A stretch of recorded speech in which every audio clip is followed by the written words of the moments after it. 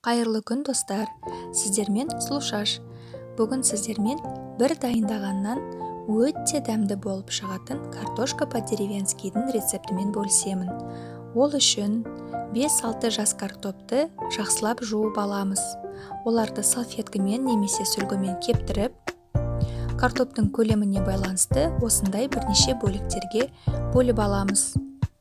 Оның үстіне ерітілген сары май, күнбағыс майы, дәміне қарай тұз, паприка немесе кез келген өзіңізге ұнайтын приправаны қолдансаңыз болады.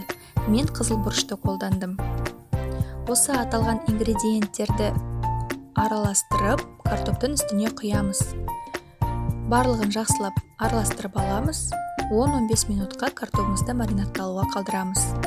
Маринадталған картопымызды противеннің үстіне пергамент қағазын жайып, осылай орналастырамыз.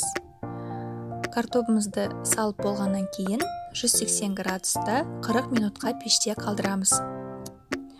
Картопымыз дайын болғанша оған соус дайындаймыз. Соус үшін мен майонезді және сарымсақ және тұзды пайдаландым. Сарымсақты арнайы үккіштен осылай өткізіп аламыз, кейін дәміне қарай тұз сеуіп араластырамыз. Дайын болған картопымызды әдемілеп ыдысқа салып, соуспен бірге дастарханға ұсынсаңыз болады. Егер де менің рецептім сізге ұнаса, лайк басып комментарий қалдыруды ұмытпаңыз.